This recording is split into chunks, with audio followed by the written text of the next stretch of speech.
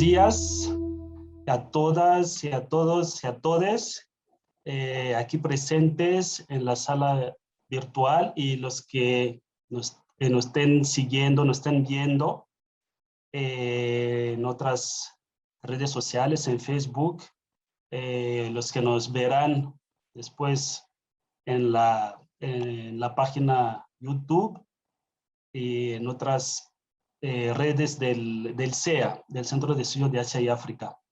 Es una alegría tener aquí a la doctora Yacimara Souza Santana, que nos va a hablar de un tema que ella ha investigado, ha dedicado su vida doctoral a ese tema.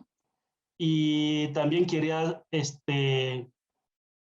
subrayar aquí el hecho de que doctora Yacimara es una mujer negra, brasileña, que ha investigado temas sobre mujeres negras, en este caso específico, mujeres negras africanas de Mozambique, y sacerdotisas, ¿no? Un tema que no es muy común hablar, ¿no? Pero es importante para mí tenerla aquí. Además, es muy importante resaltar su lugar de enunciación.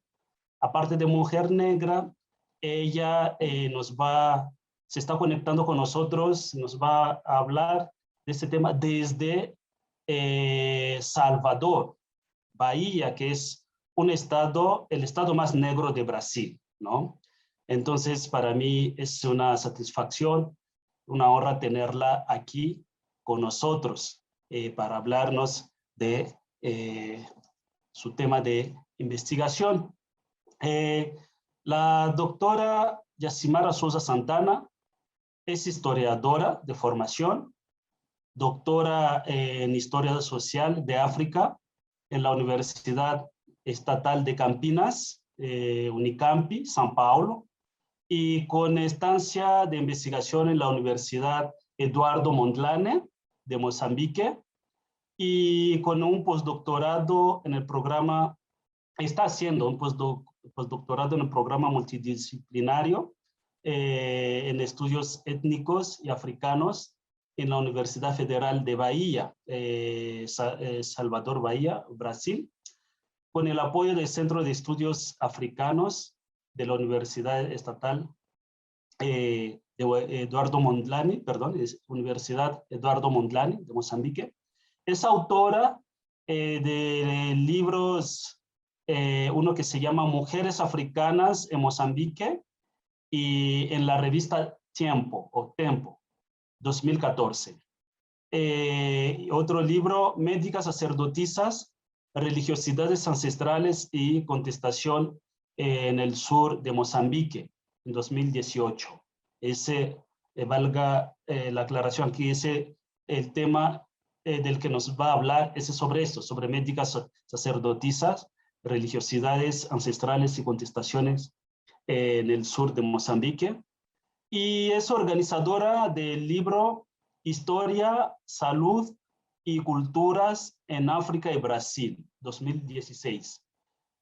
También de una cartilla que se llama Prácticas de Salud del Povo de Axé contra la discriminación del COVID-19, y eso fue en 2020. Es docente de Historia de África en la Universidad de Estado de Bahía, y también actúa en cursos de graduación, o sea, de licenciatura y de posgrado, y es coordinadora del Malungu, Núcleo de Estudios e Investigación y Extensión de África y sus diásporas en la Universidad de Bahía, con el apoyo de CNPq, sería como tipo CONACYT, ¿no? Aquí, en México.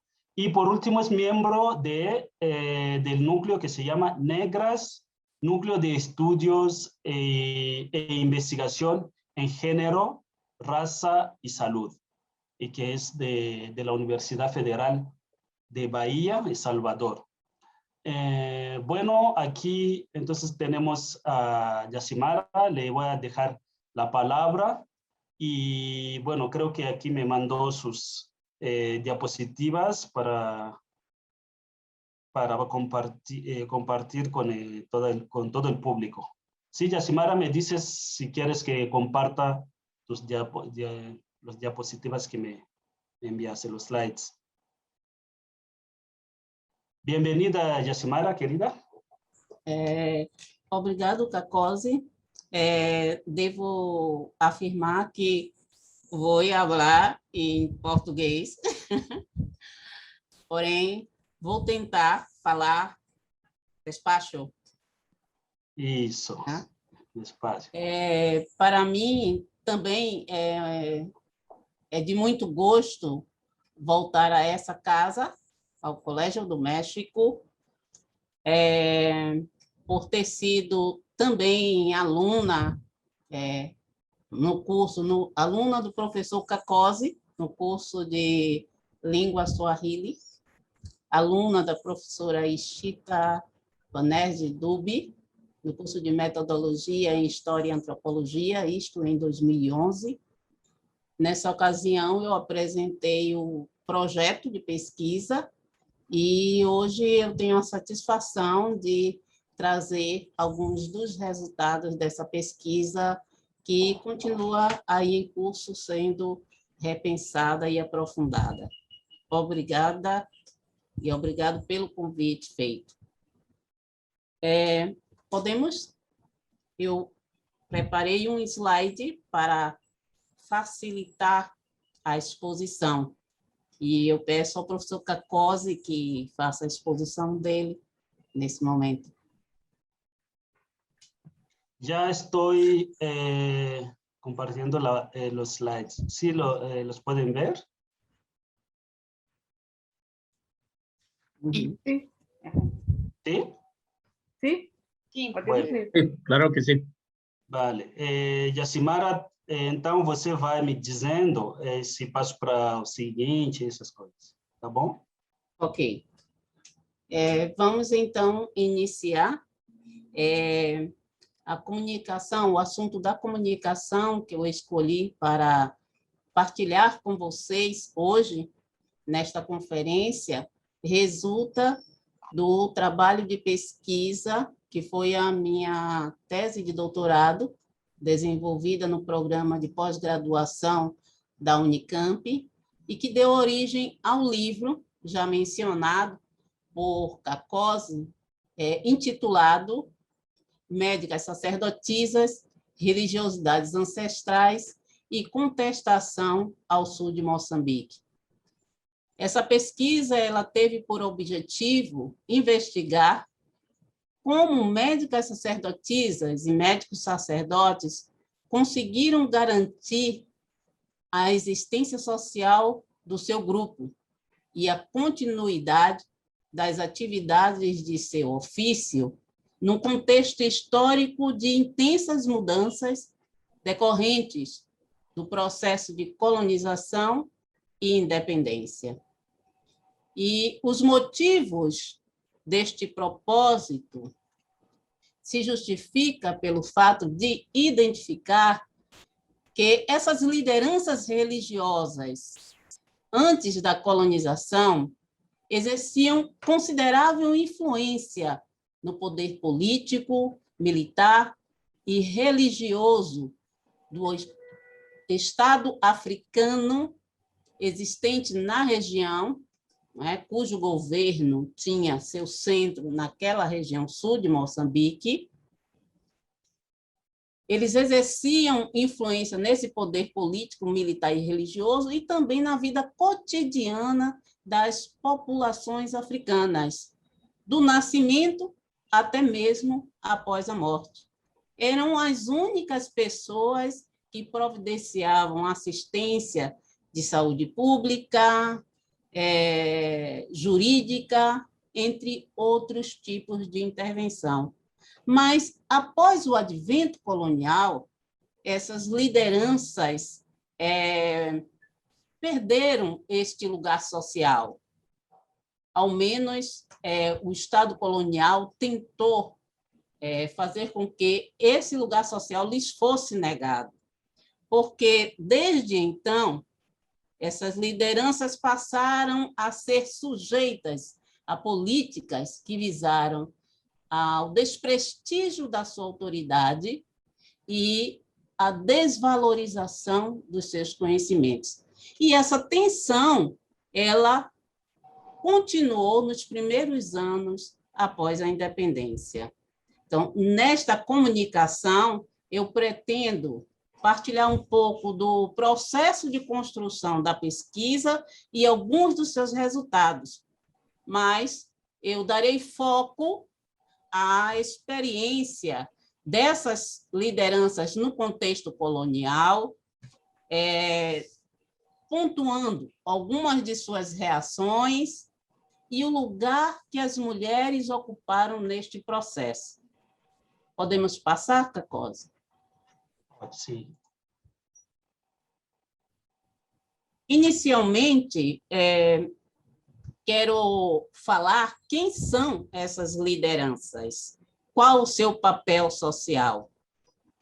Ao sul de Moçambique, essas lideranças religiosas são conhecidas por diferentes nomes: curandeiras, curandeiros, médicas tradicionais, médicos tradicionais, mas, tratando-se da língua de predominância banto, da língua banto de predominância no sul de Moçambique, essas pessoas são conhecidas pelo termo Tinyanga, no plural, e Yanga, no singular. Esse termo ele é bastante abrangente, ele é genérico porque ele agremia várias especialidades, ele é inclusivo de homens ou mulheres, ou seja, ele não varia quanto ao gênero, e é o termo também dado aos remédios produzidos pela doutora ou pelo doutor Yanga. À primeira vista, essa palavra, Tinyanga, Yanga, pode ser estranha, mas ela não é desconhecida do contexto do México. Lembremos do nome da comunidade, Yanga, né? Situado em Veracruz, que imortaliza a memória do líder negro com esse nome e através do monumento, não é? Do grande monumento e do nome dado ao lugar, que é Yanga. Pessoas Tinyanga podem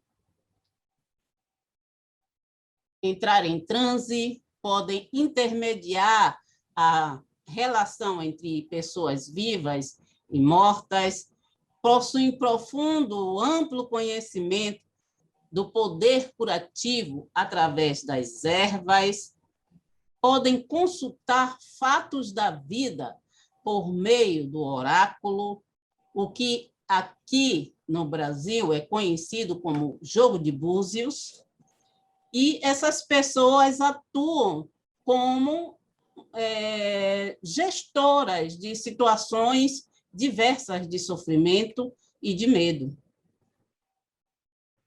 Podemos passar? Cacosa, as pessoas será que estão acompanhando? Sim, sim. ¿Todo bien ahí? Tudo bem. Está diciendo rápido, está hablando rápido, y sí se da a entender lo que está diciendo, ¿no, Yasimar? Sim. Todo bien. Falar Sí, mais todo bien. devagar. No, yo creo que sí estás hablando bien devagar, está falando devagar y a gente está ouvindo, está seguindo, sim, 100%. Bom, quanto à área geográfica dessa pesquisa e o período, ela se concentra mais nas províncias de Gaza, muito mais nos seus distritos, nos distritos dessa província, e cidade de Maputo. E o período abrange cerca de 1927 a 1988. As razões desta escolha se justificam pelo levantamento de dados na documentação de arquivo.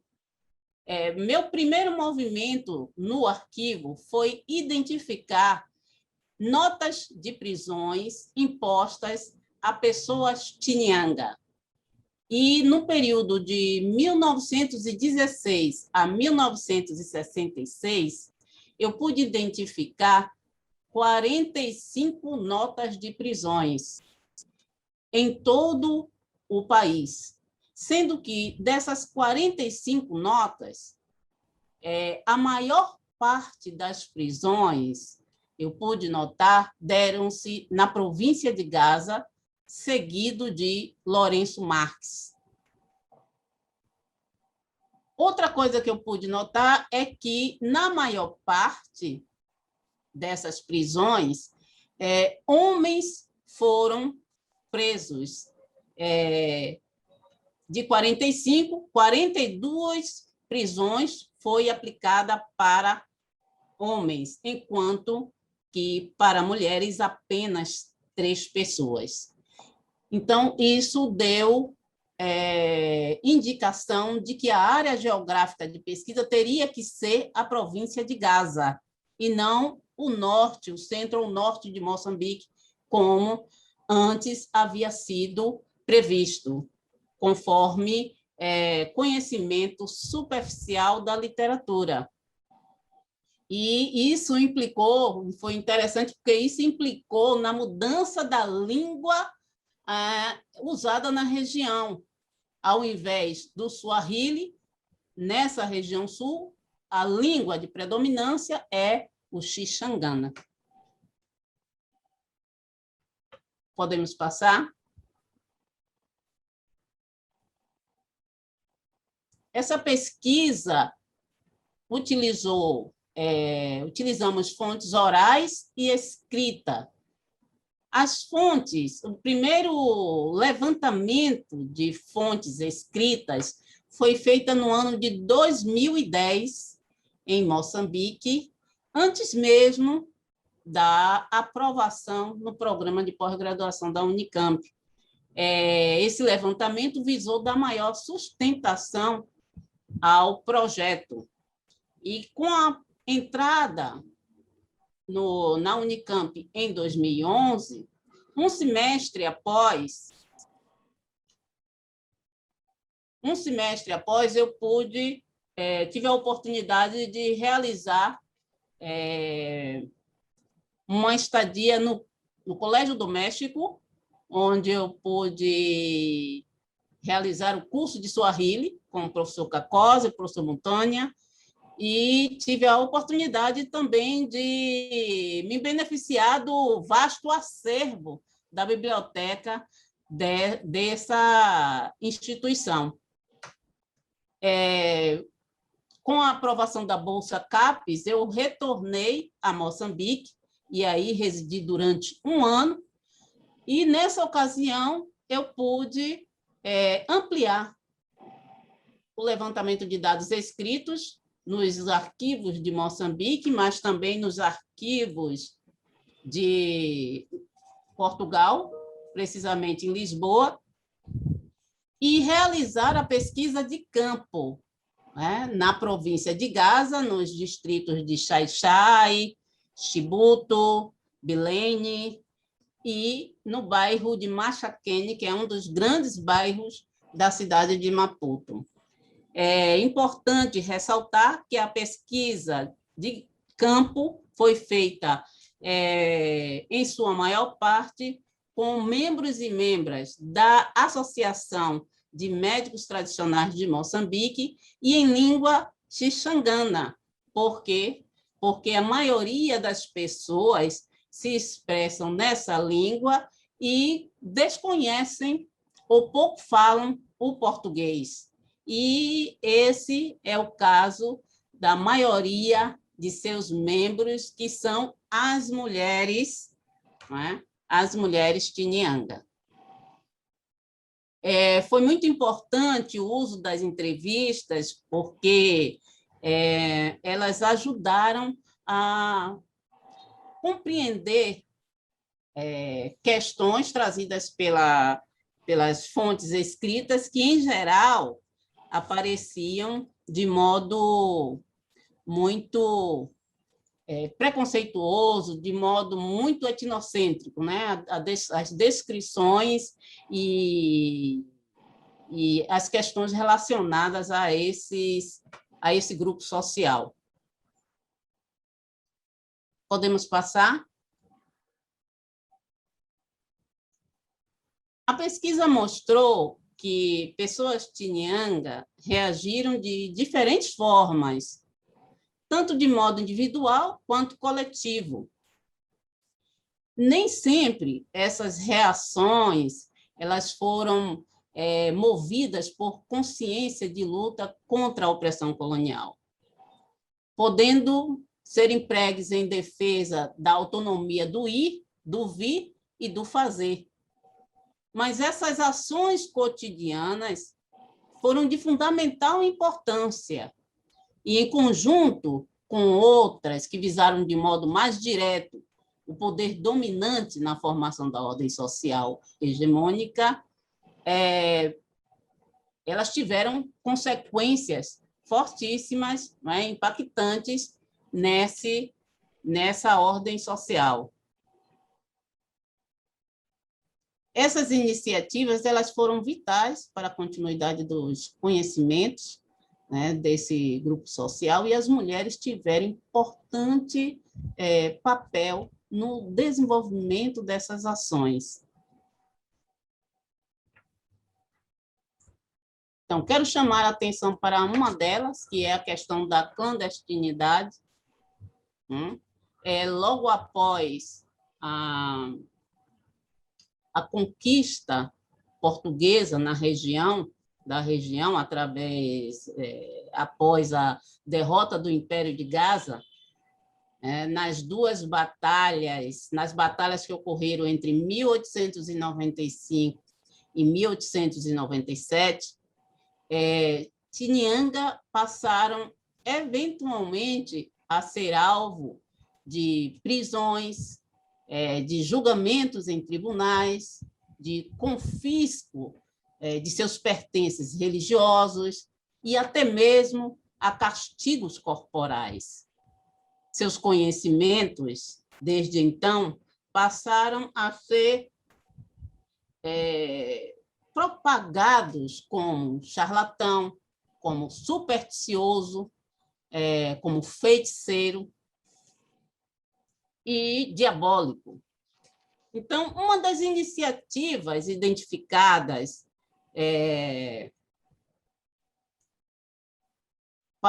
no enfrentamento das imposições do domínio colonial foi justamente o abandono de sinais aparentes, que pudessem identificar o seu papel social, como o uso de roupas, o uso de miçangas, do cabelo rastarificado, entre outros elementos distintivos que demarcassem o seu ofício. Então, essa foi uma das iniciativas adotadas para continuarem existindo e atuando, porém, de modo clandestino. Outro tipo de reação foi a manutenção, o vínculo com o passado. E aí a gente destaca a continuidade, né, do costume do Império de Gaza, dos costumes do Império de Gaza, através, sobretudo, da tradição oral. Pode passar, Cacosa, por favor? Bem, uma das coisas que chamaram muito a minha atenção nas entrevistas feitas em Xai-Xai, na zona rural de Alto Xangane, no bairro de Kamachakene, em Maputo, e no distrito de Chibuto e Bilene, foi a constante recorrência à tradição oral do Império de Gaza nas narrativas das pessoas tinhangas, sobretudo fazendo referência ao seu último governo, o rei Gungunhane, conhecido pelos portugueses como o Leão de Gaza, né? E isso chamou muito a atenção da razão, a minha atenção, a ponto de eu me questionar qual a razão e qual o lugar da tradição oral na trajetória histórica, na vida das pessoas tinhangas. Um exemplo dessas narrativas, por favor, Cacosa, é a da Inhanga Irene Machanga, em Maputo. Pode passar? Pode passar? Num trecho da sua entrevista, ela afirma: nós trabalhamos aqui com o espírito masulo da raça de Gungunhane. Estes guerreiros que morreram no tempo da guerra ficaram aqui. A medicina tradicional trabalha com os instrumentos utilizados na guerra de resistência nacional. Os guerreiros do Império de Gaza, ao contrário de se perderem, sua geração germinou mais ainda. E ela concluiu essa sua fala me questionando: onde vai terminar essa geração que, ao invés de acabar, germina ainda mais? A fala, então, da Inhanga Machanga reforçou muitas outras vozes manifestas na entrevista em Gaza e Maputo, que evidenciaram uma profunda relação da identidade Inhanga com a tradição oral daquele império. Isto me despertou para uma série de expressões da estética e do fazer desse grupo social, que mostravam um constante processo de reinvenção daquela identidade do Império de Gaza e alguns de seus costumes, que os colonizadores no passado tanto se esforçaram para debelar. Isto estava presente, por exemplo, em suas indumentárias, em suas canções, línguas, rituais, interdições alimentares, entre outros costumes. Pode passar, Cacosa, por favor? Por exemplo, essa imagem é uma foto tirada em Alto Xangane, numa cerimônia de transe após a entrevista. E o que notamos aqui? Notamos que nas capulanas, que são esses tecidos que pessoas tinhangas utilizam, tem-se o desenho de uma espécie de escudos, também identificado no livro de Henri Junot, escrito em 1927.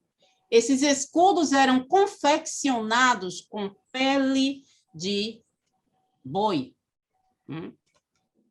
Também aqui a gente nota essa cabeleira, que é feita com uma espécie de fibra vegetal que substitui os cabelos rastarificados no passado.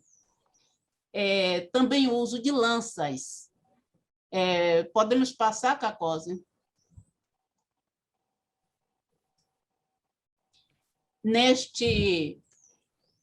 Nesta imagem, essa imagem é uma foto dos anos 1980, e aí a gente nota que esse Inhanga, ele traz o chapéu de penas, ele traz a machadinha de meia-lua, amuletos, né, com cabaças, saiote de pele de animal, somente uma parte, por cima da capulana de tecido, a moca, a azagaia, que são armas. Então, todos esses elementos, esses objetos, também eram utilizados por pessoas que eram guerreiras, né, que faziam parte do exército do Império de Gaza no passado. Pode passar, Cacose, por favor? Comparando esta foto dos anos 80 com uma outra foto retirada em 1912 por Henri Junot e publicada, nós temos similaridades de indumentárias utilizadas por esses guerreiros, como o penacho de animal, feito de pena de animal, o escudo, como também os amuletos, a moca, as lanças. Então, o que mostra é que esse costume ele foi sendo reinventado ao longo do tempo. Pode passar? Quero chamar a atenção que antes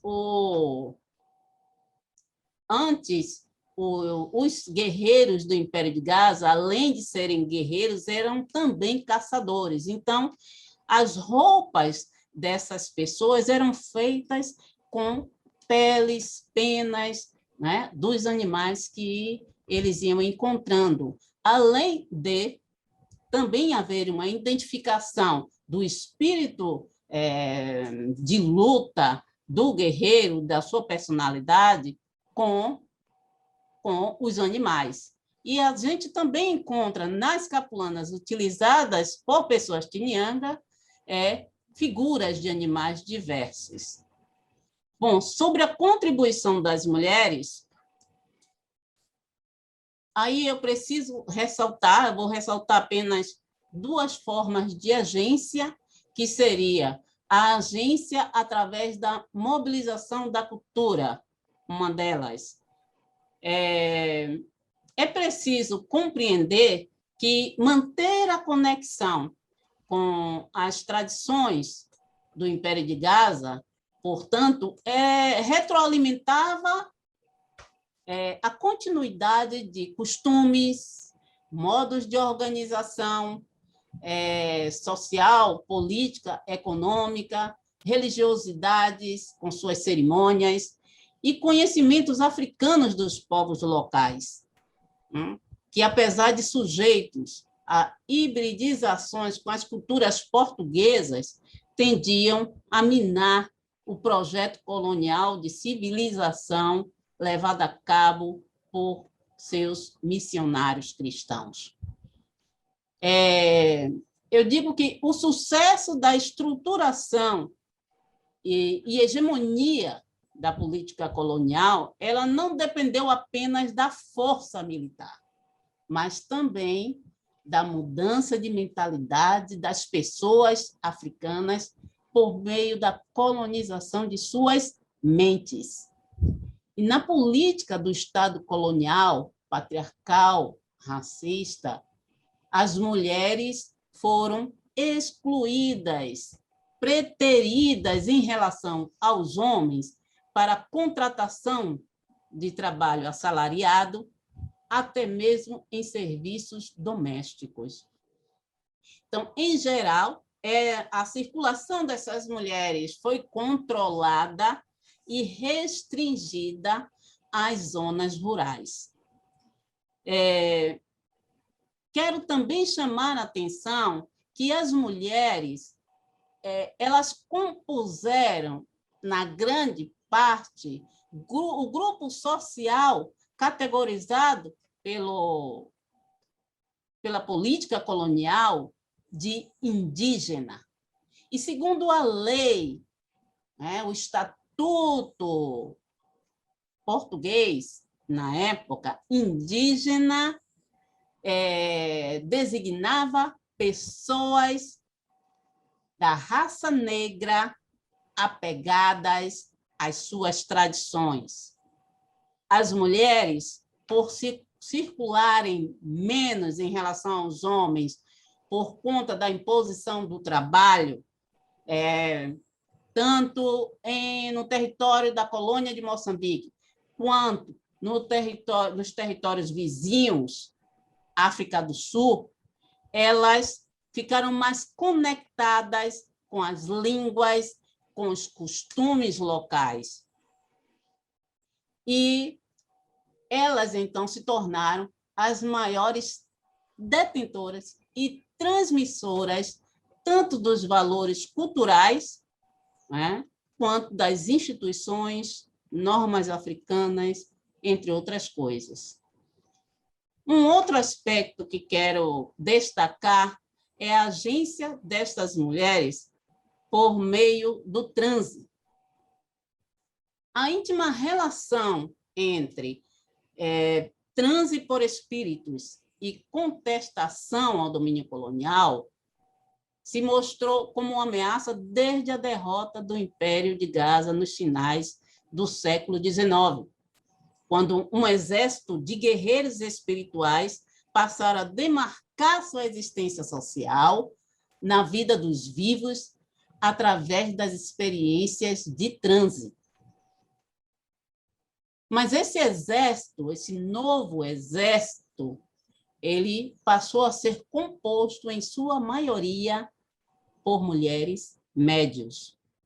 Então, elas se tornaram predominantes nos processos de transe na região sul, sobretudo aqueles que passaram a ocorrer a partir de 1895, justamente no período que coincide com a derrota do Império de Gaza. Como afirma Alcinda Manuel Onuana, o transe permite aos médios reconstruir e agenciar, junto com seus espíritos, identidades múltiplas e fluidas que têm profunda influência no cotidiano destes primeiros e de cada pessoa que os procura para alívio de seus sofrimentos. O transe ainda atua como uma forma de empoderamento do médium e demais crentes, um meio de conscientizar sobre a exploração e de incentivar ou encorajar a tomada de posição política com fins de promover a transformação social.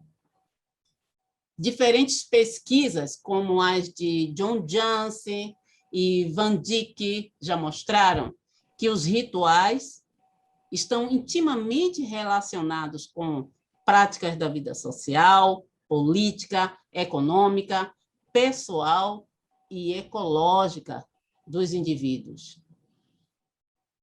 De modo que estes espaços, os espaços de rituais, eles são carregados de sentido político, onde as relações de poder presentes na sociedade se manifestam e são ressignificadas. Eu afirmo que as iniciativas das mulheres com seus espíritos no campo ritual e da cultura são exemplos de ativismos que se conectam com reflexões de pesquisadoras como Patrícia Hill Collins e Lélia Gonzalez, né? Quando elas refletem sobre ativismos de mulheres negras nos Estados Unidos e no Brasil. Muito embora, necessariamente, essas mulheres não se reconheçam como feministas. Esta nossa discussão lembra o que disse Boubacar Barry a respeito da tradição oral. Segundo ele, seus transmissores podem conceder-lhes diferentes usos, a depender dos interesses e da necessidade do momento. Nossa pesquisa demonstrou que a ostentação da memória do Império de Gaza, por Tinianga, evidencia usos políticos com fins variados, que inclui a busca de legitimidade, a afirmação de identidades negadas, a garantia de um meio de renda e reconhecimento social. Também recorda o argumento que John Jansen usou em relação à instituição Ngoma, na África do Sul. Conforme sua análise, esta instituição atua como mecanismos de consolidação da autoridade nos interstícios da sociedade, sobretudo em ocasiões em que o sofrimento e o caos prevalecem, podendo vir a substituir as funções de um Estado centralizado em caso de sua destruição. Então, pessoas Chinyanga eram herdeiras, e são herdeiras, desse legado de insubmissão do antigo Império de Gaza contra o domínio português na região sul.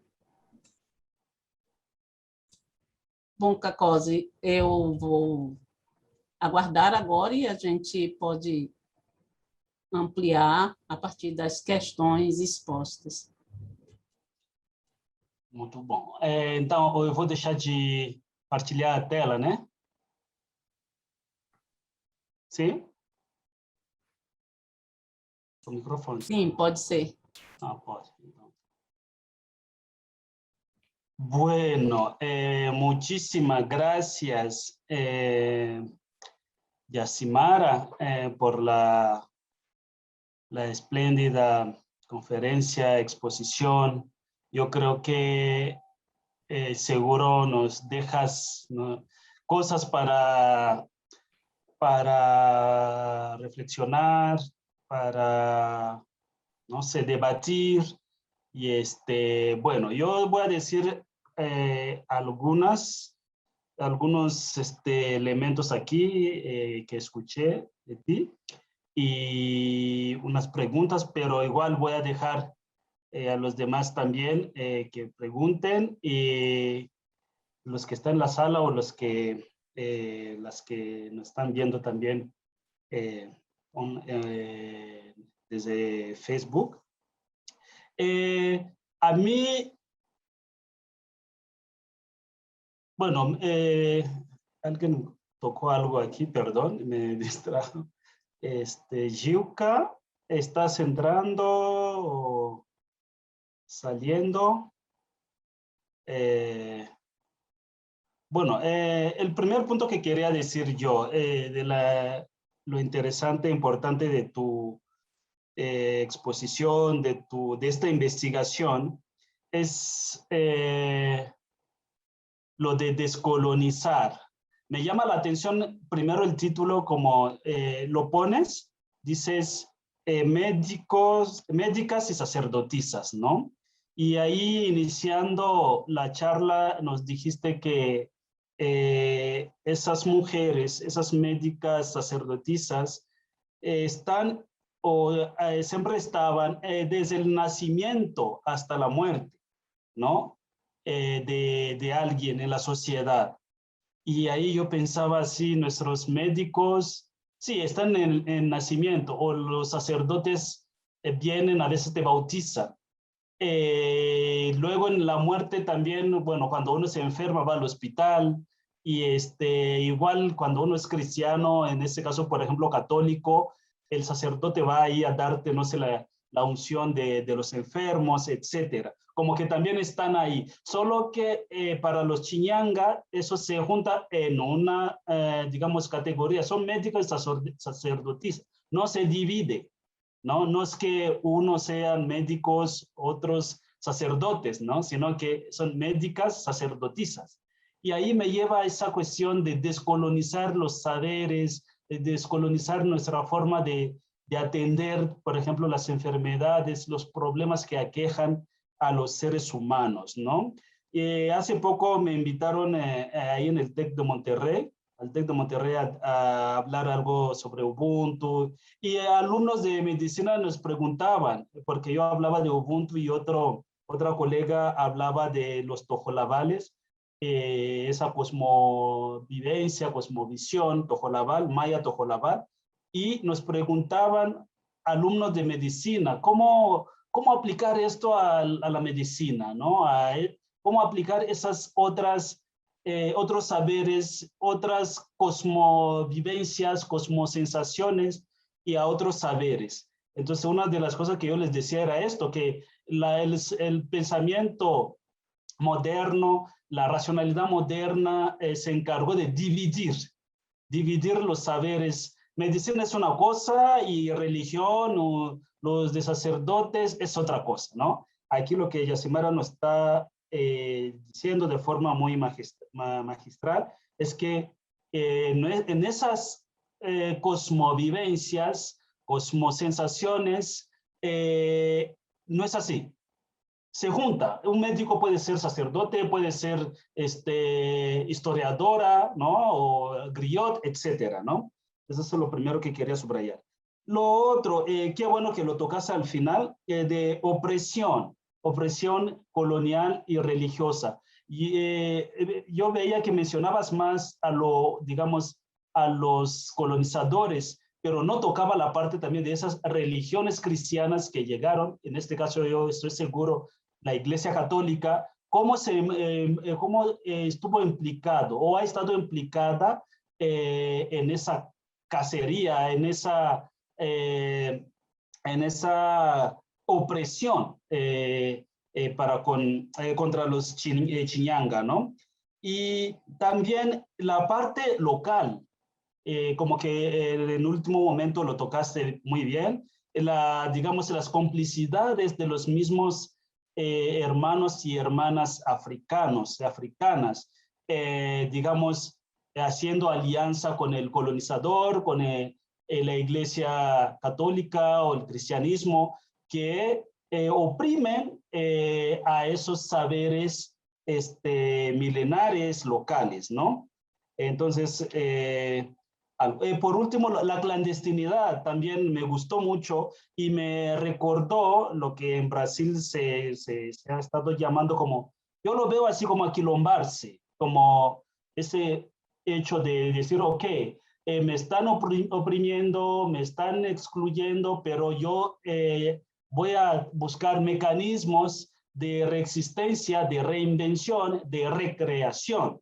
Y me aquilombo, hago mi quilombo. Yo creo que ahí esas mujeres han hecho tipo de quilombo, se han aquilombado, ¿no? Para guardar, seguir transmitiendo, producir y seguir transmitiendo esos saberes, ¿no? A otras generaciones. Bueno, y ya para preguntas, la primera pregunta que te voy a hacer es, si tú viste algunas diferencias o similitudes entre esas mujeres chiñanga con las mujeres que hacen lo que tú llamas, bueno, en Brasil se llama jogar búzio. Yo hice alguna vez en Brasil y jogar búzio es como es una práctica adivinatoria que dice sobre tu vida. Es como tipo tarot, pero no, que tiene que ver con el candomblé, con religión de matriz africana. Si viste tú alguna diferencia o algunas similitudes, ¿sí? ¿Y por qué las chiñangas hay nada más mujeres? ¿O por qué te interesó nada más mujeres? Porque aquí no hablas de chiñangas hombres. Por el momento es esto, y tengo otros, pero voy a dejar también el espacio para los demás. Si quiere, Yasimara, vamos a juntar como otras dos preguntas para que las contestes en bloque, por favor. No sé si alguien quiera decir algo, preguntarle o hacerle un comentario a Yasimara. Oiga, yo no lo estoy viendo ahorita, no sé qué. Tengo la mano levantada, no sé si sí, no lo estaba viendo, sí, gracias. Karibu. Ok, pues Yasimara, antes que nada, pues muchas gracias. Fue una presentación que me hizo, de hecho, pensar en muchas cosas, tanto que empecé a pensar en cosas que no estaban ahí. Y uno de estos es en tu diapositivo, en donde dice reacciones entre la clandestinidad y tradición oral. Me hizo pensar precisamente, yo pensé que decía relaciones entre la clandestinidad y tradición oral, que es una idea que te quisiera invitar a pensar precisamente qué sería la relación en un contexto así entre la tradición oral y la manera en que la tradición oral permite precisamente un cierto tipo de clandestinidad, en donde las cosas sí se pueden comunicar, pero no abiertamente. Pienso, por ejemplo, en un contexto cercano, en Rhodesia, en Zimbabue, en donde, bueno, lo que iba a ser Zimbabue, en donde se utiliza la música, y de hecho una combinación de música religiosa y pues no religiosa, no sé cómo expresar esta diferencia, y se expresaba mucho en Shona o en Shishona, que no se entendió por las autoridades coloniales en esta época. Eso es uno. Y la otra cosa me hizo pensar muchísimo cuando tú hablas del hecho de que esta autoridad femenina sobrenatural que los Chinyanga de cierta manera representa, que estaba anclado más a las zonas rurales. ¿Okay? Y me hizo pensar en la importancia de migración, porque por la ubicación de esta zona en Mozambique, imagino que muchísimos hombres tuvieron de alguna manera que participar en minería y todo lo demás en Zimbabue y Zambia y también en Sudáfrica, y que las mujeres probablemente mayoritariamente se quedaban en esta zona y había menos hombres. Ahora, ¿qué implica? Me hizo pensar qué implica esto para el establecimiento de autoridades o instituciones femeninas solamente en zonas rurales que no se transmiten tanto a zonas urbanas. Y si eso es una manera, algo que pasó en muchos contextos coloniales y también pasó en Mozambique, porque el poder colonial portugués era un poder bastante masculinizado. Es decir, que los portugueses, por sus propias razones políticas y también sociales y razones de género, vieron el poder como algo masculino y transmitieron esta concepción también a la población colonizada.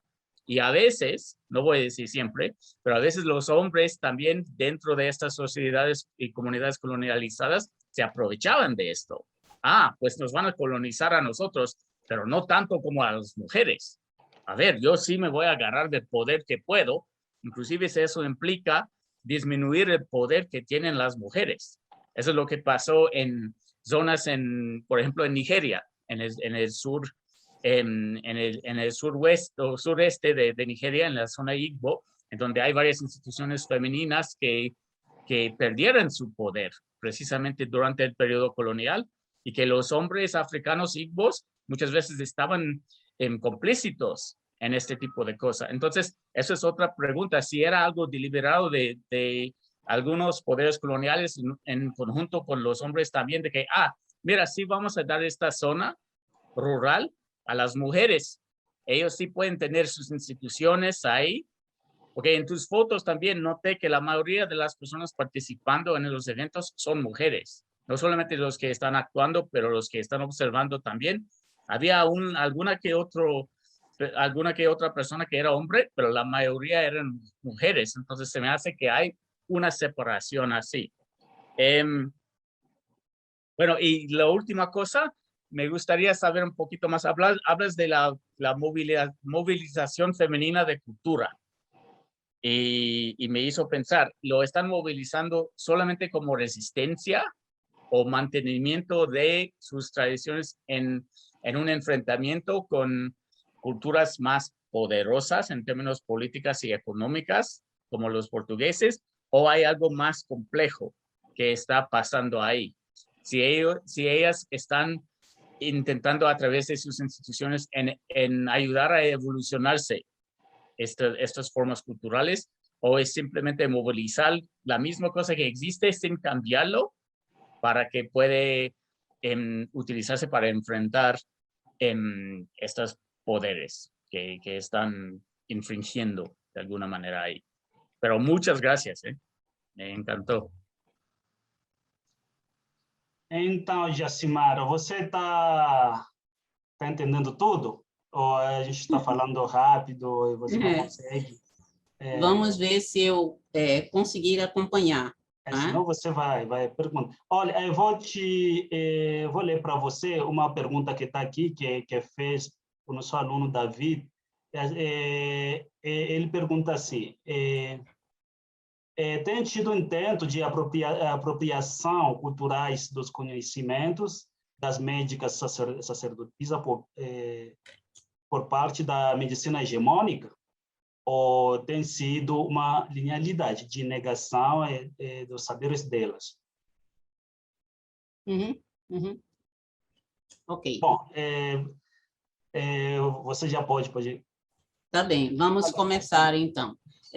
Sobre as semelhanças entre as trajetórias de mulheres Tinyanga, né, no sul de Moçambique, e mulheres de religiões de matrizes africanas, especificamente candomblés, aqui na Bahia, semelhanças ou diferenças.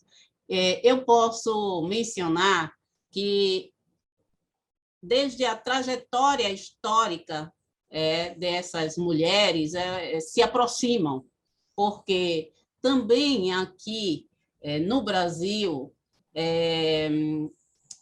as religiões de matrizes africanas foram perseguidas e, por lei, também proibidos seus cultos. E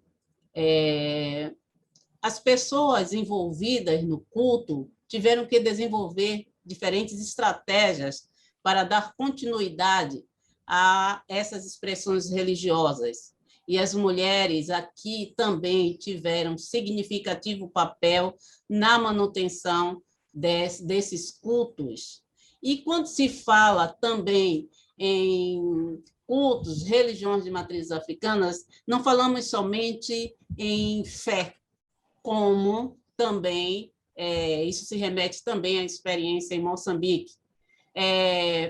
Aqui, foi nas religiões de matrizes africanas que se guardou muito da organização familiar, da relação familiar, né? As canções, a língua, ainda que reinventada, línguas, ainda que reinventadas, né? Hibridizadas com várias línguas africanas trazidas para aqui, nós encontramos dentro do candomblé. Valores africanos e toda uma educação que dá uma visão de mundo dessa perspectiva africana, encontramos no candomblé. Alimentação, alimentação que são também alimentos originados desses povos trazidos para cá. Também, no contexto Tinyanga, eu lembro da entrevista da professora da área de língua, né? Ela é especialista em língua banto, professora Ezra, e ela dizia, olha, a língua aqui em Moçambique, nós guardamos, é um repositório, porque nós guardamos muito da nossa cultura, dos nossos costumes na língua. E, no contexto das religiosidades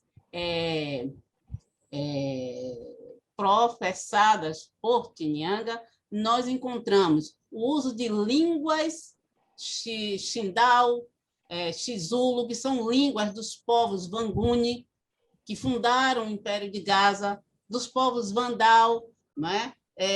Trazidos para a região sul por consequência da expansão do Império de Gaza, danças, cantos guerreiros, por exemplo, a interdição de comer peixe, né? O costume de furar as orelhas, homens ou mulheres. Então, encontramos várias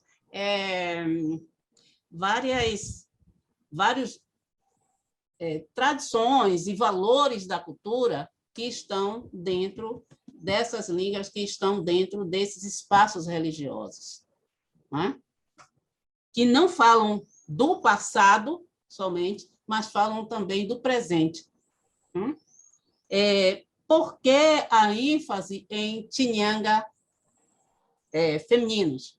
Porque as mulheres constituem a maioria das pessoas Chinyanga na região sul, na região central também, né?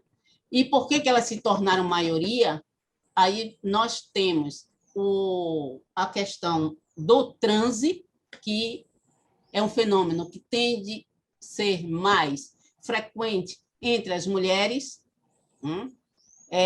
e a tradição oral menciona a ideia de casamentos, ou seja, desses guerreiros ou não, que morreram no passado e, por não terem também tido todo um trato ritual após a morte, retornam, né? Esse fenômeno é chamado de Ifukwa, mas isso é mais atribuído aos povos Vandal, né? E ancestrais também, que retornam e que solicitam, né? Solicitam uma mulher, solicitam alguns presentes, e essa pessoa, essa mulher que se torna uma Nyanga, será, então, a espécie de noiva desse espírito que retorna.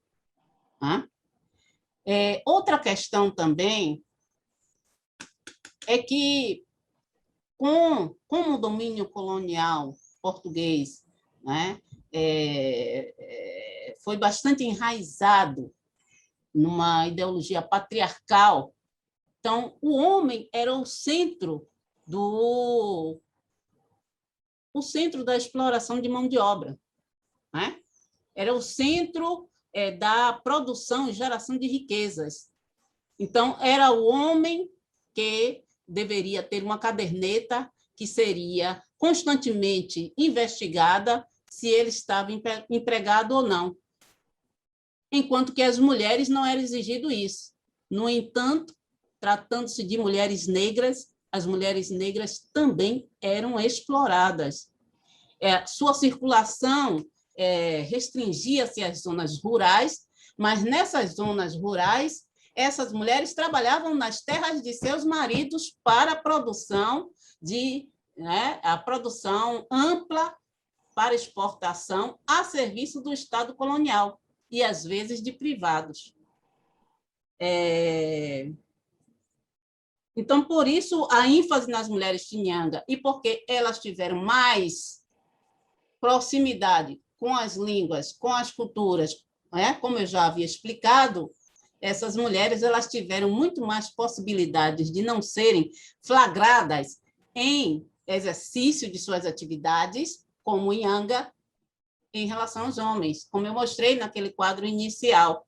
E mesmo sendo flagradas, a gente encontra na pesquisa a escolha de prenderem membros masculinos de suas famílias e não as mulheres, mesmo não sendo Nyanga. Por quê? Porque a importância era a geração de braços, mão de obra masculina, para ampliar a riqueza, né, do capital colonial.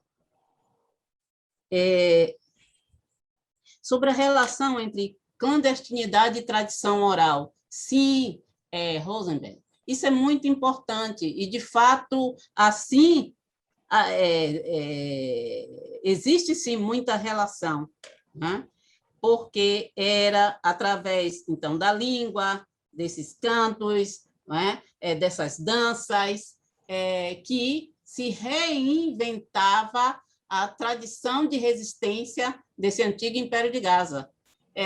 Tem um Nyanga que ele, na entrevista, quando eu perguntei por que pessoas Chinyanga foram perseguidos e perseguidas durante o período colonial, e ele respondeu: pessoas tinhangas foram perseguidas porque eles orientaram Gungunhane com relação à guerra contra os portugueses, né? Então, quando os portugueses conseguiram conquistar a terra, eles tentaram retirar Tinhanga dos espaços de autoridade, porque ver Unhanga era ver Gungunhane de novo. Porque as armas que Gungunhane utilizava, Tinhanga também utilizam. Lembro também de uma outra entrevista na zona rural de Alto Xangane, que uma mulher menciona um Inhanga que foi preso porque o seu espírito anunciou: Moçambique vai se libertar e o povo negro vai retomar o poder.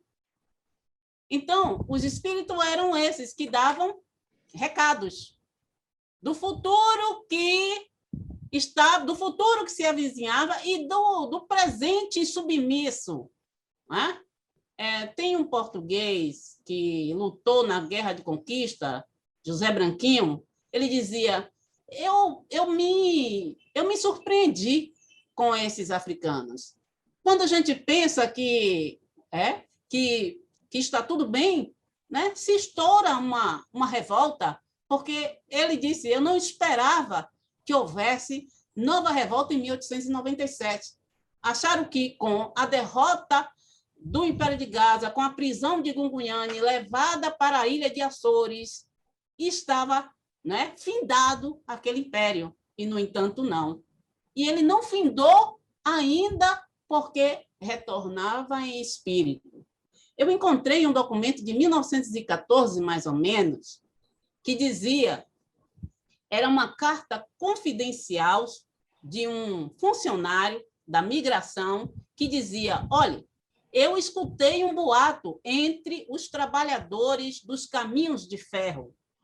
Estão falando que tem surgido profetas nas zonas rurais, dizendo que o trabalho forçado vai acabar, que o imposto também vai acabar, e que os africanos vão marchar de volta com Manicuce para a terra, né?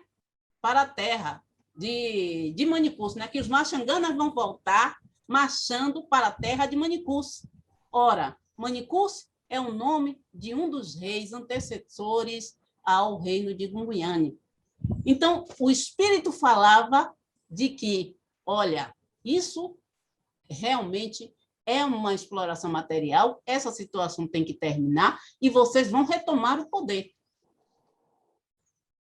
Disculpe, Yacimara, aquí nada más aprovechar para agregar el comentario y como la pregunta de nuestra colega Emily Rally, que de paso saludo, que nos está siguiendo desde el Facebook. Dice, igual que o nosso colega Aaron, eu gostaria de pedir para Yacimara falar um pouco sobre a natureza da autoridade de mulheres. Acho que você está falando, né, nisso. Sim, graças, Emily. Então, essa é a próxima pergunta. Quanto a essa autoridade, é justamente essa questão. Então, quando se tem uma evasão da presença masculina, há a possibilidade, junto com Alcinda Onuana, que eu concordo, é que as mulheres tiveram mais possibilidade de ocupar papéis antes reservados somente aos homens, né? Então, eu afirmo que essas mulheres, elas tanto trabalharam na preservação de ritos, né, quanto se tornaram mestras de grupos de Tinhanga. Hoje, a gente eu pude identificar durante as entrevistas algumas mulheres que atuam como formadoras. Então, elas abrigam em suas próprias casas, né, que aqui a gente chama de terreiros, adolescentes também até a fase adulta, que vão ser formados para se tornarem novos Tinianga. Então, a autoridade também dessas mulheres é exercida, e como Tiniangas de modo em geral, porque essas pessoas têm a capacidade de influenciar outras. E isso é tão importante que, no contexto da luta nacionalista, o governo colonial fez questão de acompanhar passo a passo de pessoas tiniangas, com receio de que essas pessoas pudessem, de fato, dar grande sustentação, né, à ideia da luta nacionalista e à execução desse objetivo. E, de fato, isso ocorreu. Né? O arquivo da PIDE, né, eu pude trabalhar com alguns documentos desse arquivo, mostram, né, várias anotações da movimentação de pessoas tiniangas, tanto de homens que circulam, porque esses homens também tinianga tiveram sua contribuição, porque vão trazer outras formas, né, reinvenções também nessas religiosidades, né? A forma também de cobrança, de lidar com clientes, né? Vão também trazer influências de outras associações, as associações religiosas no contexto da África do Sul. E um detalhe também é que essas mulheres, quando chegam no contexto da luta nacionalista, nos inícios dos anos 60, são elas que rumam para, né, elas migram para o centro de Lourenço Marques. Então, elas vão ocupar essa região de Lourenço Marques, e isso é registrado, né, no levantamento feito, por exemplo, pelo administrador Rita Ferreira, né, de um grande número de mulheres. Outra coisa que seria...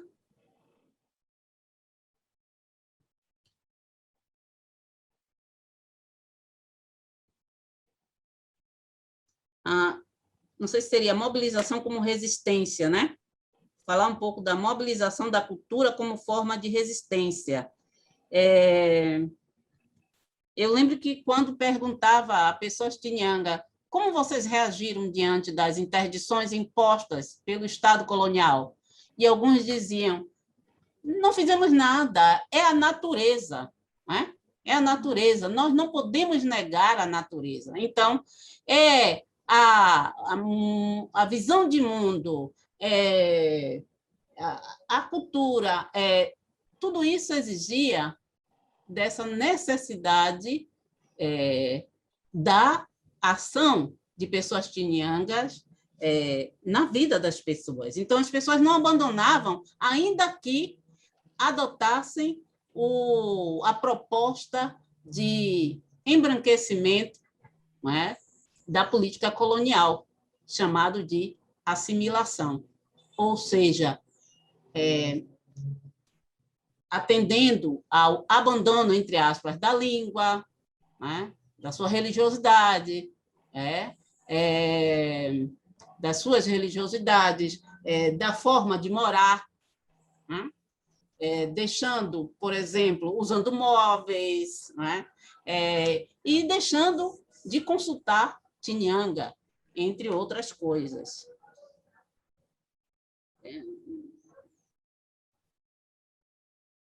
Outra coisa também que eu quero ressaltar é que as mulheres, ainda que elas estivessem nas zonas rurais e fosse também imposto a essas o trabalho de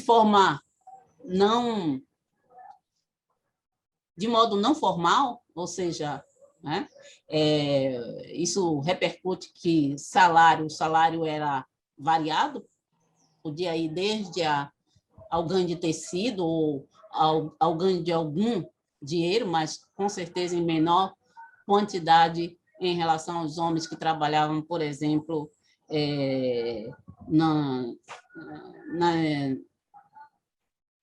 nas fazendas do Estado ou de privados, elas conseguiram, na pesquisa de Covani, ele mostra, acumular, né, alguma renda que lhes dava um poder diferenciado, né, de gerenciar também a vida de suas famílias, de seus filhos. Né? Sobre a questão do câmbio entre conhecimentos ocidentais e africanos, é isso, Kakosi? O câmbio? Sim. Essa pergunta aqui do... De quem? De Davi? Sobre apropriações culturais dos Isso. Conhecimentos dos médicos sacerdotes por parte da medicina hegemônica. Hegemônica, né? isso. Tem sido uma linearidade ou negação de seus saberes. A pesquisa mostrou que existem relações, houveram relações tanto de complementariedade quanto de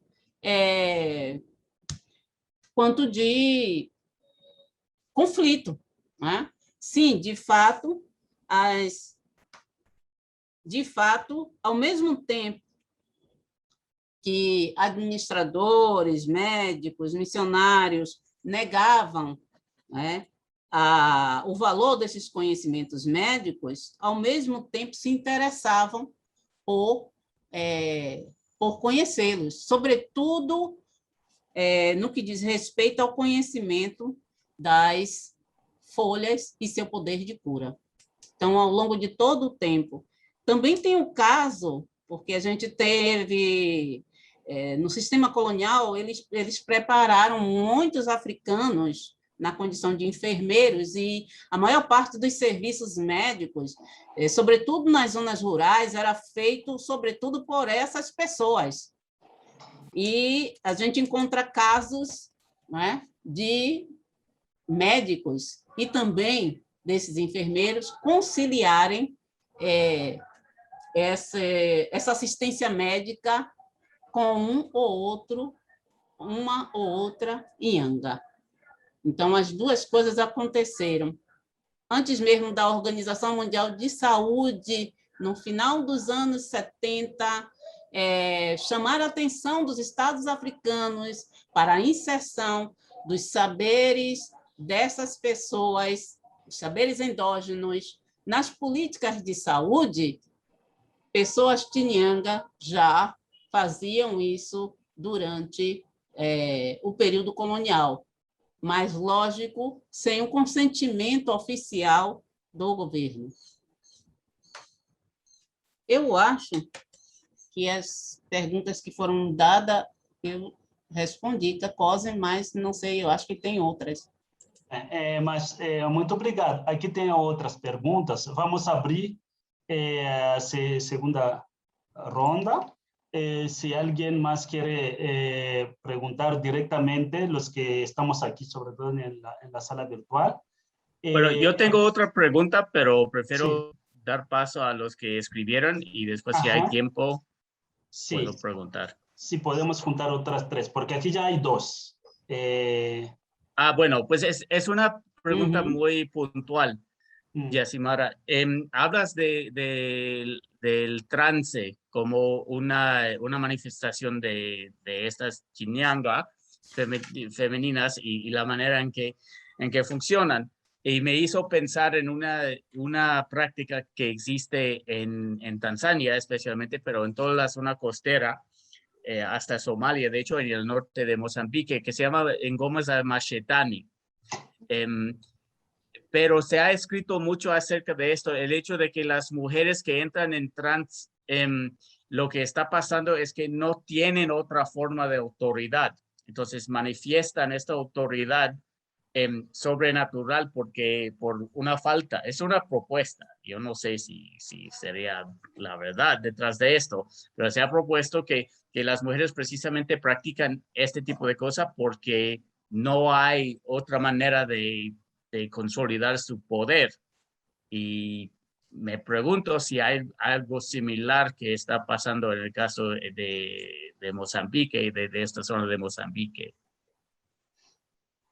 Muchas gracias. Es que me dio risa cuando dijiste Ngoma za Mashetani. Bueno, en el Congo hay algo parecido y yo me acuerdo cuando era niño, adolescente, de hecho me daba miedo. En el Congo lo llamamos mizuka, creo que en Tanzania también hay eso, mizuka. Entonces sí hay muchos tambores, esas mujeres danzan y todo así de blanco y muchos entran en trance. Bueno, no sé, yo creo que esa visión, bueno, Ngoma za Mashetani, traducciones tambores del diablo, ¿no? Desde esa visión, pues está, creo que hay de los diablos, además. de los diablos, como tambores de los diablos, hay ya un prejuicio, un preconcepto sobre eso, ¿no? Que son cosas del diablo. Yo crecí también pensando que Mizuka eran diablos. Pero cuando yo voy a Brasil, voy a una ceremonia de candomblé, dije, no, esa aquí es Mizuka. Sí, yo achei que era Mizuka porque eso me recordó mi infancia, mi adolescencia, lo que yo veía en el Congo ahí de Mizuka, que en candomblé, ceremonias de candomblé, si vas, es tambores y tambores y tambores, tambores y cantos. No hay homilía, no hay sermones. Es tambores, tambores, cantos y cantos y muchos entran en trance, ¿no? Y entonces ahí sí hay que ver qué es lo que Yasmara nos va a decir sobre eso de trance, si es por falta de poder, entonces lo expresan así. En fin, bueno, te lo dejo ahí.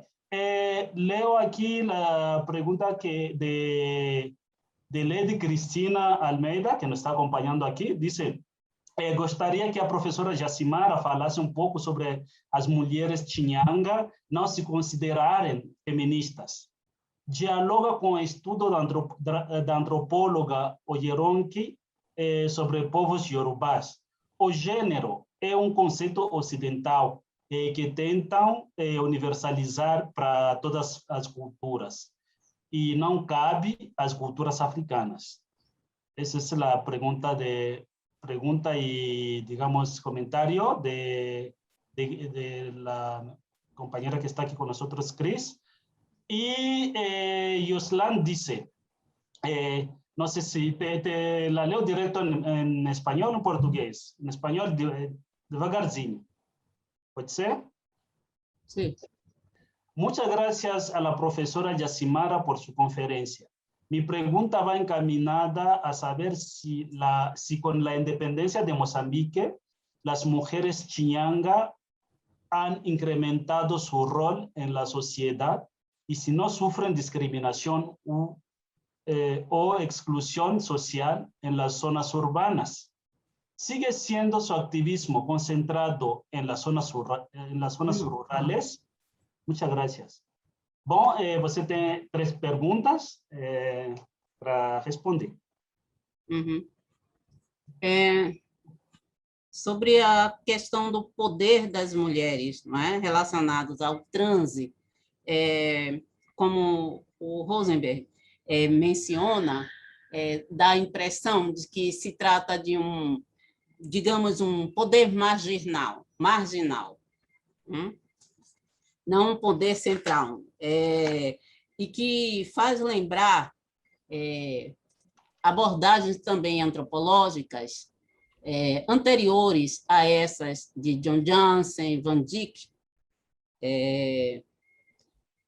que essa era uma forma, por exemplo, de escapar ou de se desabafar, né? Das pessoas se desabafarem, das pessoas se consolarem, mas que a vivência desses rituais e dessas religiosidades necessariamente não tinham um poder de contestação e de transformação social, né?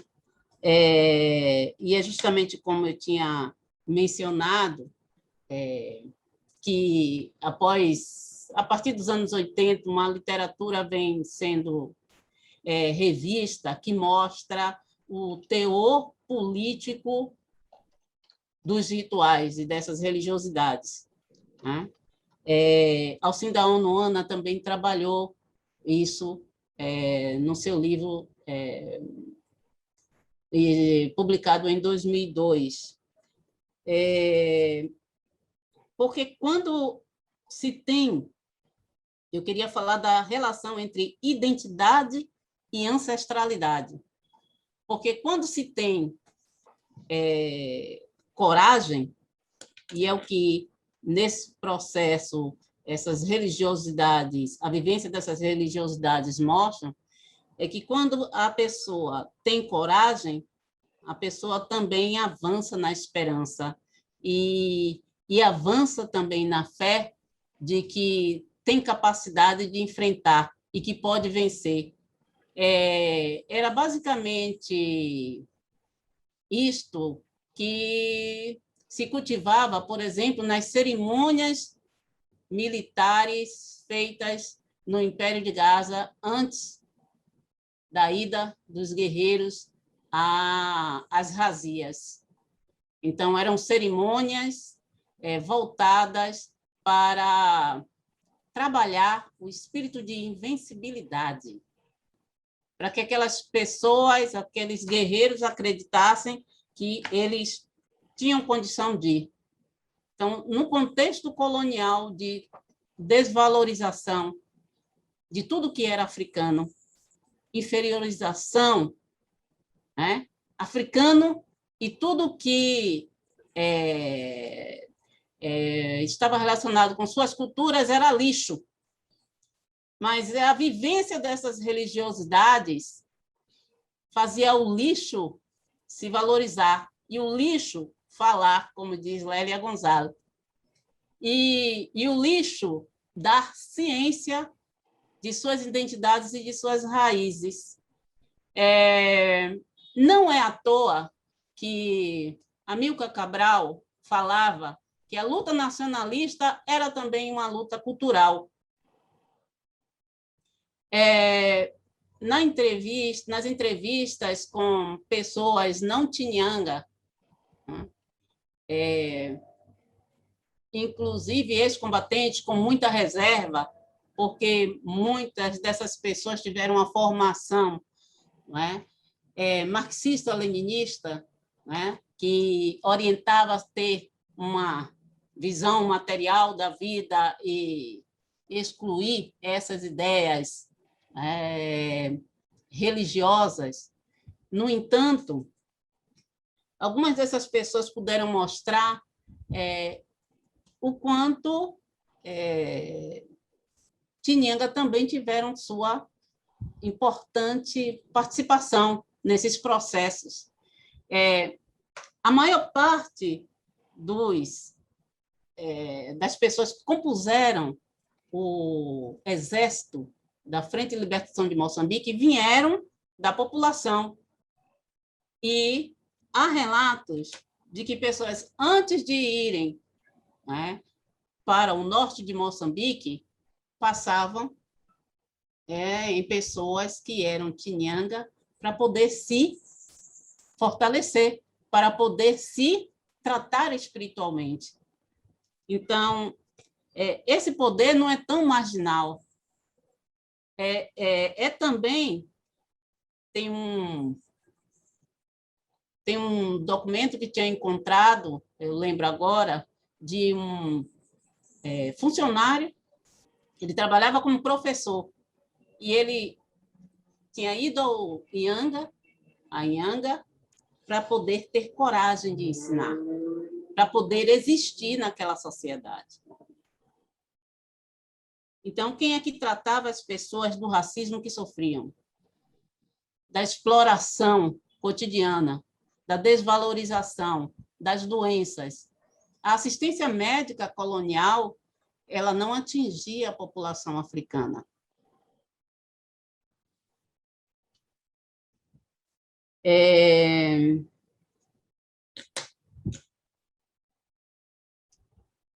Deixa eu ver. Posso acrescentar alguma coisa sobre a pergunta? Acho que você vai responder a pergunta Sim, por favor. de Jostlane, né? Bueno, también dar la bienvenida aquí al colega que nos está siguiendo, que conociste Yacimara, el profesor Arturo Saavedra, que es del Centro de Estudios de Asia y África, del área de África. No sé si te acuerdas de él, estuvo con nosotros cuando estuviste tú con nosotros también. Y bueno, es que Yoslan te preguntó sobre la discriminación, si, bueno, si los chinyangas siguen, cuál es su rol en la sociedad y si siguen viviendo la discriminación y la exclusión en las zonas urbanas y también si su presencia sigue más fuerte en las zonas rurales. Entonces yo quería aumentar ahí sobre a influência dos evangélicos. Bom, sei que o seu recorte é até 88, né? Mas queria que você falasse um pouco se tem tido e qual tem tido a influência dos evangélicos em relação às chinhangas, porque sobretudo os evangélicos brasileiros, né? Porque acho que tem conexões, né, entre os evangélicos brasileiros nos países africanos de língua portuguesa. Nesse caso, Moçambique, né? Isso. Vou responder logo essa, para não perder. Fique à vontade. Essa questão da influência dos evangélicos, eu lembro de ter escutado nas entrevistas uma, por exemplo, que foi da Ianga Eva Francisci Biza. Ela dizia que o maior desafio, um dos maiores desafios no tempo atual eram os evangélicos, né? Ela chamava essas escolas, né? As escolas cristãs, porque viviam atacando a pessoas chinhanga durante o trabalho ou quando estivessem em cerimônia, né? E, na opinião dela, isso parecia um esforço para retornar à situação do período colonial, em que Tinianga não eram valorizados, né? Que eram discriminados. Outra Ianga comparou o fazer das igrejas evangélicas com a ideia de feitiço, que é totalmente distinta daquela que a gente tem aqui no Brasil, né? E ela disse, então, é aquele desejo de ter aquilo que o outro tem. E, no contexto da pesquisa feita, sim, eu identifiquei no sul de Moçambique um grande número de igrejas evangélicas, aquelas igrejas fundadas por missionários africanos, que já são reinvenções, né, dessas religiosidades, dessas religiões cristãs, né, com muitos elementos das culturas africanas. E, sim, o conflito entre esses segmentos e o grupo social Tinianga.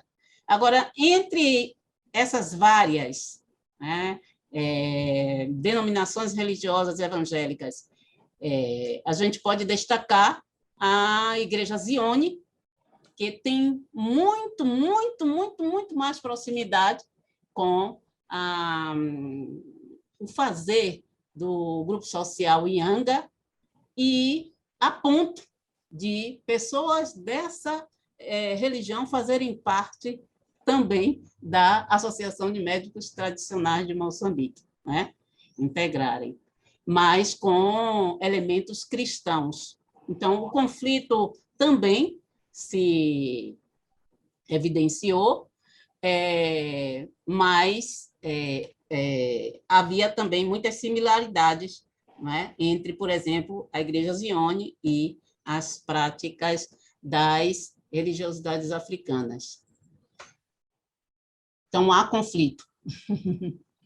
Sobre a questão de gênero, a reflexão da pesquisadora Oyeume, sim, tem muita relação e é algo que eu tenho aprofundado nesses últimos momentos, tenho escrito sobre isso, a partir da observação da predominância do masculino na fala das pessoas entrevistadas, pessoas Chinyanga, que pouco dominam o português. Então, mesmo se referindo a mulheres, algumas vezes se disse ele no lugar. Ao se referir a moça, não, disse rapaz. Então, essas coisinhas que eu guardei na pesquisa, na época, não entendi que estou trabalhando agora, retomando agora, inclusive eu tive uma conversa muito, muito legal com o Kakosi sobre essa questão do gênero na língua Swahili, né? Então, eu fui voltar por que disso? E lembrei que em 2000, eu tive lá em 2012, mas em 2019, eu escutei a mesma predominância no falar de um africano do Congo de origem Tiluba. E, nesse momento, eu consegui interpelar ele, esse professor, sobre essa curiosidade. Por quê dessa dificuldade de diferenciar? Ele, numa conversa informal, ele falou ele ao invés de ela. E ele disse, olha, o que acontece é que na minha língua, na língua do meu povo, não existe uma palavra para diferenciar o homem da mulher. A gente utiliza, em geral, uma palavra para as pessoas, não é? E aí eu fui observar no dicionário de Xixangana, no dicionário e gramática Nyungwe, que é língua dos povos do norte de Moçambique, e observei a mesma coisa. Não tem gênero, como o Oyeume observou nas populações do sudoeste, se eu não me engano, em Nigéria. Existem estratégias na língua para identificar quando se trata de macho ou de fêmea. Por exemplo, na língua Xixangana, se utiliza o termo cat, é um prefixo, para quando quer se diferenciar macho e fêmea entre animais, e case, quando se quer diferenciar entre pessoas. Então, por exemplo, Nkosi é rei, Nkosi Nkazi, rainha. Sem falar de que existem outras palavras que também vai trazer essa diferença. No Swahili, que eu conversei bastante com o Kakosi, eu identifiquei nas minhas anotações Moana Nki e Moana Mumi, traduzido por mulher e homem. Mas aí nós conversamos um pouco sobre a tradução literal dessas palavras, e aí fomos. O M está ligado a pessoa, o Moana está ligado a filho ou filha, esposo ou esposa, enquanto o Inki, a esposa, e o Mumi, a esposo. Então, a gente não tem... O que é que a gente tem de primeira mão? A gente tem de destaque as figuras dos papéis de pessoa, esposa, esposo, e a gente tem a tradução de homem e mulher. Então, o que eu questiono é que essa tradução não é o que o Oyeume fala dessa interferência ocidental na língua. Então, claro que as línguas passam por adequações. E no Xixangana, por exemplo, o que é que um dos estudiosos falam? o Ngunga. Olha, a adaptação se relaciona com a classe da palavra, depende da palavra, aí ela vai se encaixar em alguma classe. E aí, por exemplo, isso traduz, quando se refere bom dia, no português, bom dia, senhor, bom dia, senhora, né? Geralmente as pessoas utilizam bom dia, papá, bom dia, mamã, e não senhor, senhora. Existem várias coisas legais que isso não está só na língua, mas língua é cultura, e aí como é que isso se traduz nas relações sociais? Culturas não genderizadas que passaram a ter gênero. E o que é que isso significou? No contexto colonial, a exclusão das mulheres do mercado de trabalho formal, não é? Construído pelo Estado colonial, da migração, da livre circulação, entre outras coisas, da língua. Mulheres, em sua maioria, elas não tiveram condição, né, acesso ao ensino formal. E isso é geral no país, né? Não só mulheres Chinyanga. Vamos adiante? A pergunta do Joslan sobre a importância dessas mulheres na sociedade, né? Aqui, depois da independência, né, de Moçambique, se essas mulheres têm crescido, o papel delas na sociedade ou se têm sofrido discriminação, preconceitos, né? E se agora estão mais ou fica mais nas zonas rurais ou também tem presença nas zonas urbanas. Então, o estudo da condição social das mulheres após a independência foi justamente o que me levou à pesquisa de mestrado, né? E então a gente observa que começa, inclusive no contexto da luta nacionalista, o confronto, não é? Entre dessa intervenção das mulheres na sociedade com os homens líderes do movimento nacionalista, não é?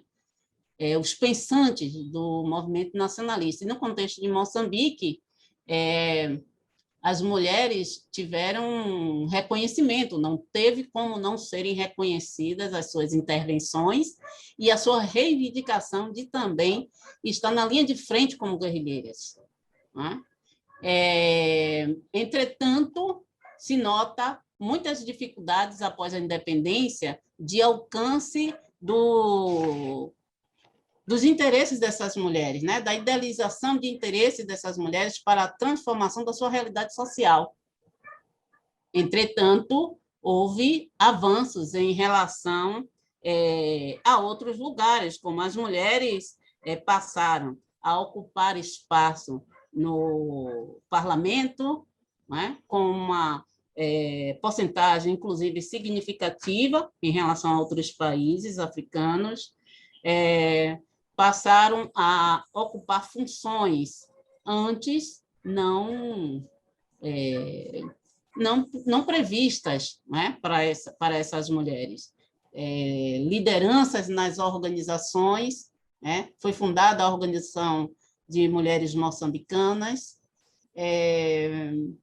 e as mulheres também passaram a ser consideradas enquanto lideranças comunitárias, como juízas, entre outras coisas. No entanto, se nota ainda muitos problemas, claro, não é?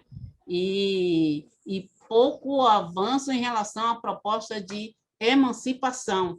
E o estudo da proposta de emancipação no contexto pós-independência mostra também algumas dissonâncias em relação ao que se entendia por emancipação pelos diferentes sujeitos, né? Pelo Estado, pelas organizações de mulheres, por algumas dessas líderes e por mulheres também que estavam na base.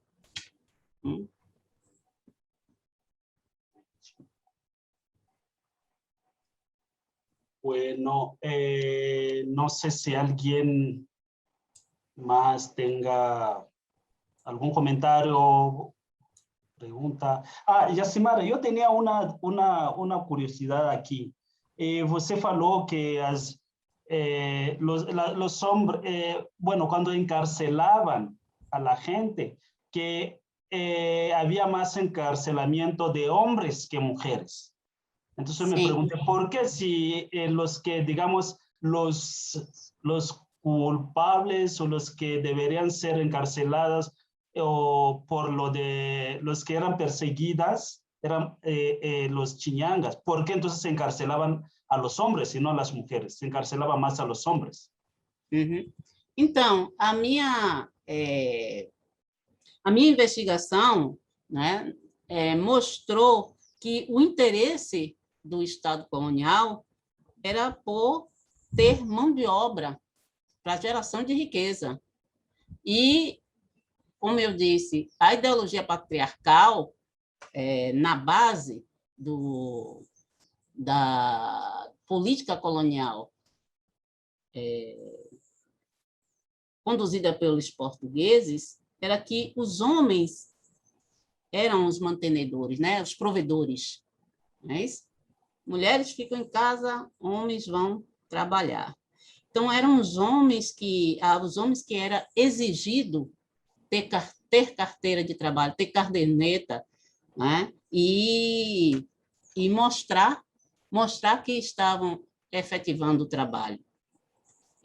Embora, como eu disse, as mulheres negras também foram exploradas em sua mão de obra, a ponto de algumas delas até mencionarem não terem tempo de trabalhar nas machambas para sustento de sua família, tendo como consequência também fome.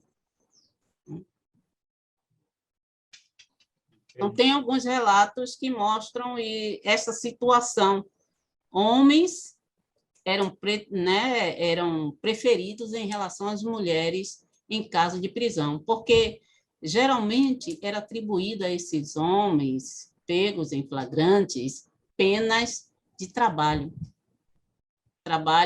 público, e por um bom tempo, né?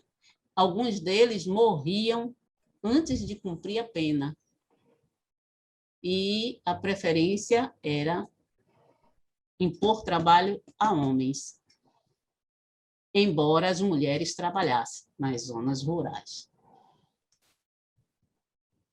Muy bien.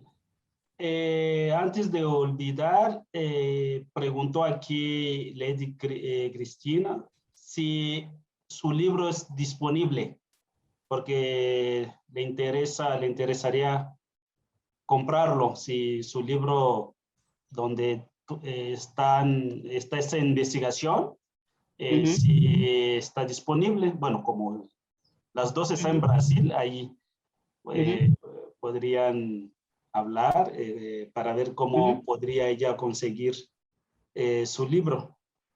Então, o site da editora da Unicamp,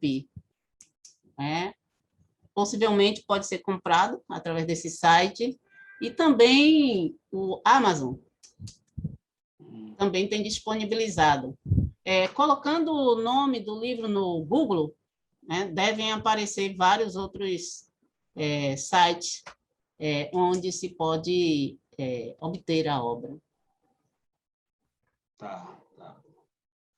Bueno, algo más, los que estamos aquí en la sala virtual, si no, vamos concluyendo esta magnífica conferencia. Muito obrigado, doutora. Obrigada também. Bueno, si no hay más comentarios o preguntas, me resta solo agradecerte, Yacimara, muito obrigado mesmo. Y seguimos pues trabajando esos temas, haciendo otros diálogos, así como dices ahorita, lo de Swahili. Hasta yo me acuerdo, Yasimara estaba así, me preguntaba, ¿y pero por qué eso? Ay, Yasimara, ahorita me haces pensar en algo que no me había fijado. Entonces empezamos ahí a, digamos, a analizar las palabras, a encontrar otros significados, ¿no? De la construcción de esas palabras también para designar hombre, mujeres o esposo, esposa en Swahili, en nuestras culturas. Y lo interesante es que hay esas relaciones que con los Chiñanga tú lo encuentras también. Eso me llama la atención y me gusta saber que cómo nuestras culturas, lenguas están conectadas también. ¿Sí? Sí. En fin, muchas gracias y aquí estamos a dispor cuando se trate de esas trocas, ¿no? Esas trocas, esos intercambios de ideas, de investigaciones, de dudas, también de reflexiones, debates, para saber sobre algo que tenga que ver con nuestros temas de África. Y muchas gracias por todos ustedes también, los que están aquí presentes, nuestros estudiantes y los colegas, Janet y toda el área de eventos del SEA que nos han apoyado, nos han estado apoyando desde que empezamos esas iniciativas. Y gracias también a los que nos estaría viendo desde el Facebook. Y aquí vamos a cerrar esto y los invitaremos para otros eventos del SEA del área de África, para los interesados e interesadas.